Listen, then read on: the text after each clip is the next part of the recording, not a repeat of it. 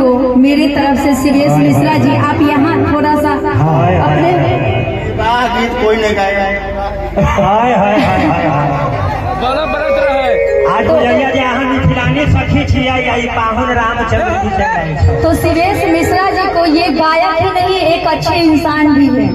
बिल्कुल बिल्कुल। गायक तो बाद में, पहले अच्छे, बहुत अच्छे इंसान हैं। इनके बारे में जितना कहा जाए कम ही है। ऐसे ही इतने कलाकार इनके यहाँ नहीं उपस्थित हुए। ये इनका व्यवहार बहुत ही उत्तम है और आप तो आदमी नहीं, हीरा है। और तो शिवेश मिश्रा जी, मेरे तरफ से आपको मतलब शादी की बहुत बहुत शुभकामनाएं। आप ऐसे ही चार चांद लगाते रहिए और मिथिलांचल का शान ऐसे ही बढ़ाते रहिए, भोजपुरी का शान बढ़ाते रहिए, हमारे दर्शकों का मनोरंजन ऐसे ही करते रहिए। तो आप सभी को बहुत बहुत शुभकामनाएं। आप दोनों वर वधू को, साथ में बहुत सारे कलाकार गणाए हैं, सभी को मेरा प्रणाम, सभी का हार्दिक स्वागत, अभिनंदन।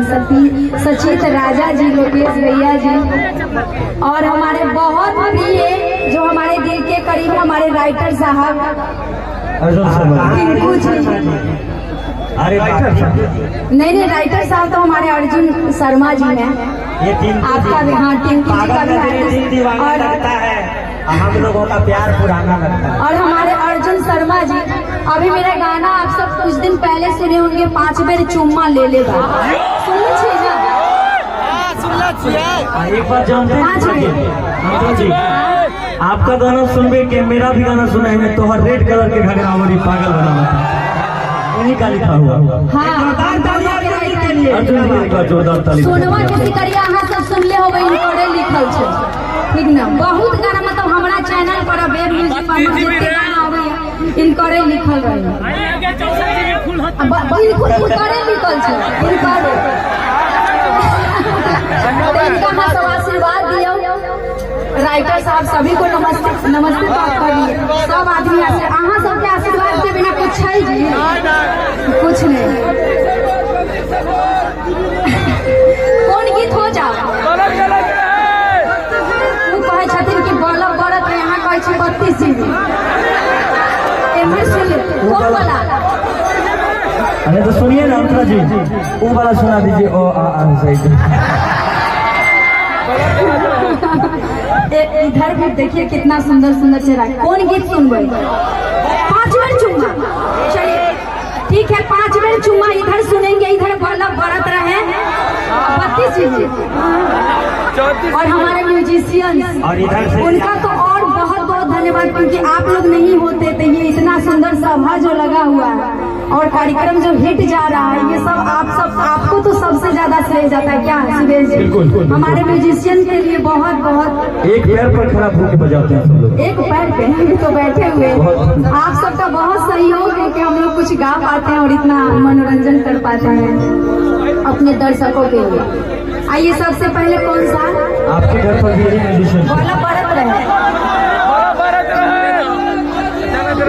आपके घर पर भी लोग हैं।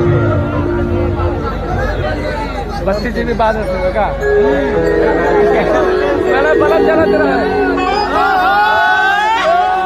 और ये टीम जहाँ भी जाती है ना, ये म्यूजिशियन टीम आप लोग गर्दा मचा देते। शिवेश जी डाले थे आपका म्यूजिक का कुछ पार्ट, हम सुने थे।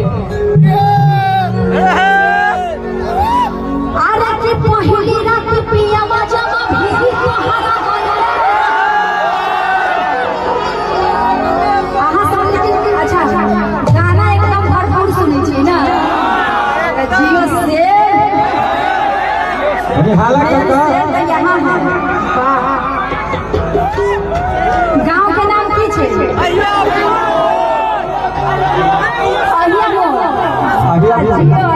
मोड़ के से मेन पावर यहाँ है। देखिए ऐसे यही से शुरू होता है, लग रहा है ट्रांसफार्मर यही है ना। जियो जियो से। और ये खूबसूरत इनका डांस हम सब वहाँ सब देखलिए।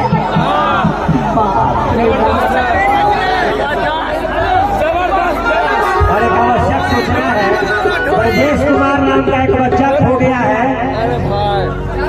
प्रिंस कुमार। प्रिंस अपने गाड़ी के पास चले जाओ जहाँ कहीं भी हो। ई गाना छै एगो लड़की के नया नया शादी होइ छै ठीक ना बोला करे कहीं छोड़ दू कौन बोला गाना तो मतलब अहाँ नहीं चाहे छी कि हमरा गांव के खाली वही खुश रहल चाहे छी कि सबके खुश देखल चाहे छी तो सबके फरमाइश होय के चाही ना पहले ही वाला होय हां वही होगा इसके बाद थोड़ा उनका भी खुशी देखिए आज के पहली रात पिया बाजा भीड़ी तो हरा गइले अरे ले हम के बना बनाते का कोई जियो से ऐसे सीना चौड़ा करके रहना चाहिए जहाँ भी क्या और ये उस जे गाना छै लड़की के शादी हो जाए छै तो सखी पूछे छै जे कैसे कैसे खेला तू पलनिया पर खेलो आई सीरियसली के उहे वाला बात छै है ना ये गणवा जो है ना जो मतलब जिनका शादी होता है पहली रात वाली मतलब आपके ये पूरे मतलब फिट बैठता है हाँ अरे के पहली रात प्रिया बाजा भीड़ी तो हरा गइले अरे के गइले हम के पता रात के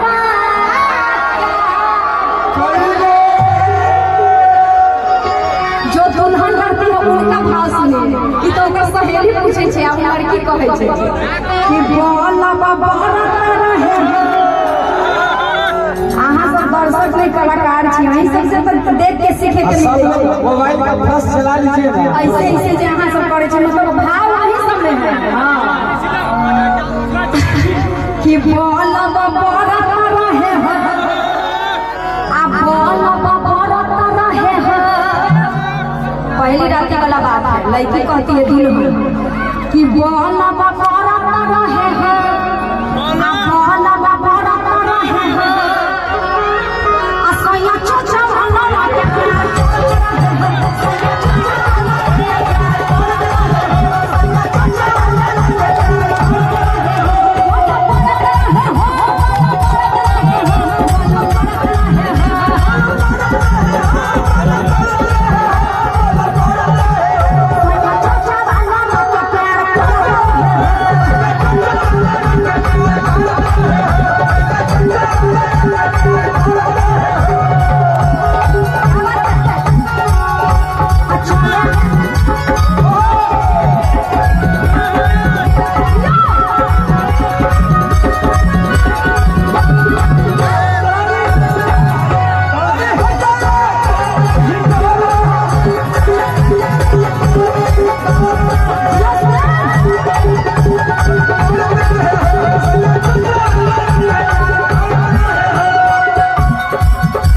तो कोई ना जी बोलो करत रहे हो सैया चचा वाला प्यार करत रहे आगे आगे सखी पूछती है और लड़की तो बता दी कि बोलो करत रहे सैया चचा वाला के प्यार करत रहे हम के शादी होते कहियो करे ला सब के करे ला पड़े जरूरी हम भी शादी करेंगे एक दिन तो प्यार मोहब्बत तो करना है सबको करना है प्यार का बिना कुछ है बिल्कुल दुनिया नहीं चलेगा प्यार नहीं होगा आगे सखी पूछे छै आगे कैसे कैसे खेला तू पलनिया पर खेला